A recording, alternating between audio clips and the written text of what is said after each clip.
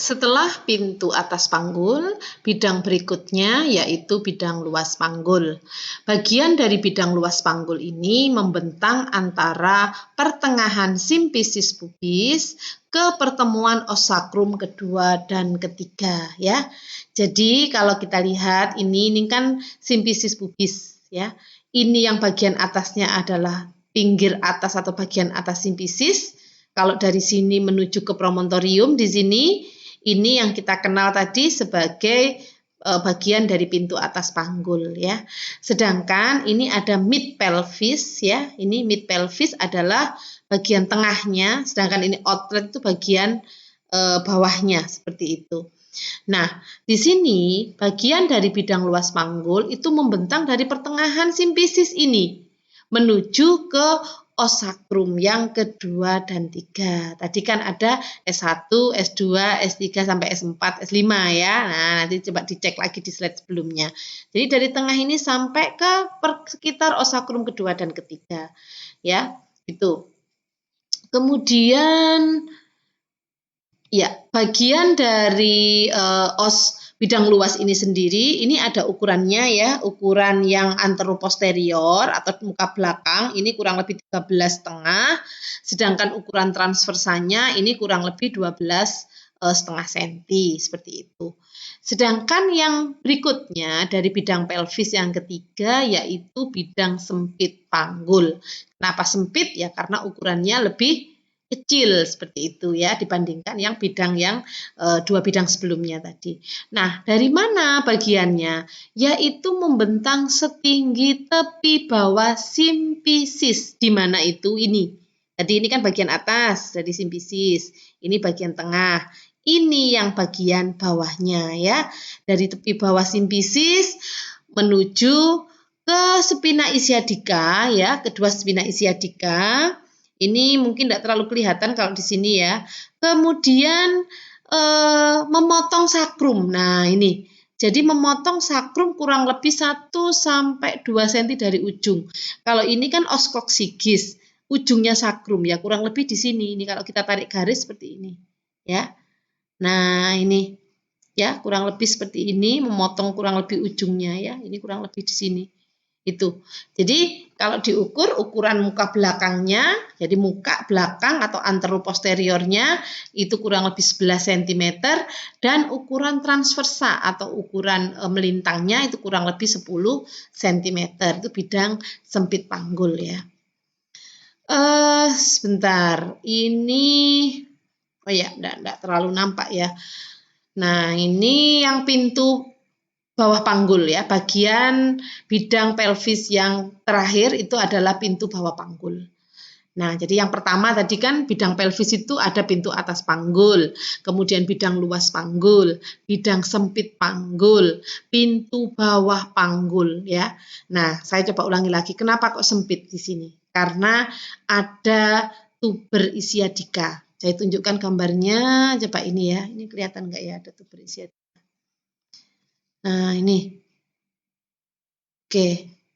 Bukan tuber ischiadica ya, spina ischiadica, mohon maaf. Ya, ini ada spina ischiadica. Bagian yang menonjol dari os isium itu spina ischiadica. Oke.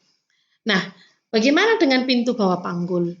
Pintu bawah panggul ini dikatakan bukan hanya satu bidang, tapi merupakan dua segitiga dengan dasar yang sama, yaitu garis yang menghubungkan kedua tuber ischiadicum kiri dan kanan. Jadi bentuknya seperti wajik ya.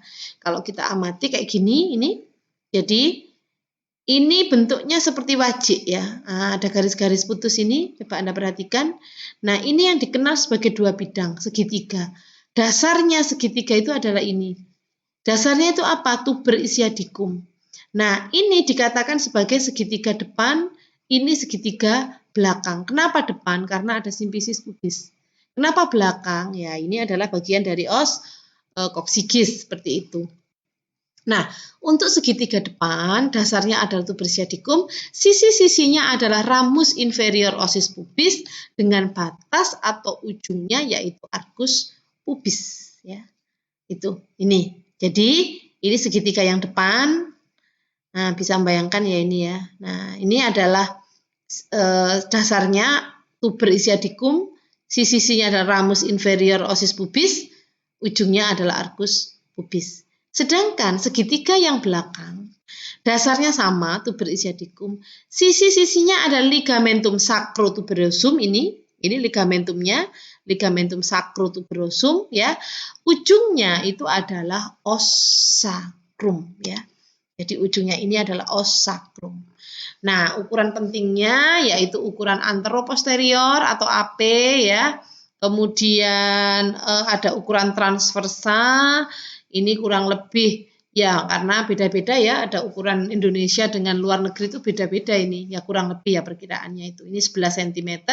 Kemudian yang transversanya jarak dari tuber ischiadicum kiri dan kanan itu kurang lebih 10,5 cm. Kemudian ada diameter sagittalis posterior itu dari depan sini sampai ke sini ya, dari ujung os sacrum, dari ujung os sacrum sampai ke pertengahan dari ukuran melintang ini ya. Nah, ini jadi separuhnya aja, ini kurang lebih 7,5 cm ya. Itu. Nah, bidang pelvis sudah kita jelaskan. Berikutnya yang tidak kalah penting yaitu terkait dengan inklinasi pelvis atau kemiringan ya, kemiringan pelvis. Di mana ketika wanita itu duduk tegak dalam posisi lurus, maka pelvisnya akan dalam posisi miring kayak gini. Jadi kita normalnya kalau berdiri ya pelvis kita akan seperti ini ya. Nah, spina iliaca anterior superior atau SIAS ini langsung berada di atas simfisis pubis pada bidang vertikal yang sama. Itu. Jadi ini membentuk, intinya itu membentuk sudut. Kalau kita amati ini kan membentuk sudut ya. Itu. Jadi ini yang dinamakan sebagai inklinasi pelvis. Berikutnya ada istilah lain yang kita kenal sebagai sumbu jalan lahir, di mana sumbu jalan lahir ini membentuk garis melengkung ya. Perhatikan ya, ini garis melengkungnya, coba ini dalam posisi berdiri, ini wanita posisi berbaring, ini melengkung. Nah, ini yang dikenal sebagai sumbu jalan lahir. Itu mulai dari atas, dari PAP sampai ke pintu bawah panggul ya. Ini disebut juga sebagai kurva karus, di mana jalan lahir itu bentuknya silinder melengkung ke depan dari PAP sampai pintu bawah panggul. Nah, bidan harus memahami konsep ini sehingga dapat melakukan pemantauan persalinan dan saat melakukan pemeriksaan dalam itu ada tekniknya. Jadi mengikuti sumbu jalan lahir ya. Itu. Baik, ini terkait dengan penurunan kepala saat persalinan dan hubungannya dengan pelvis. Kita kenal nanti sebagai bidang Hodge dan Station. Akan saya jelaskan berikutnya. Terima kasih.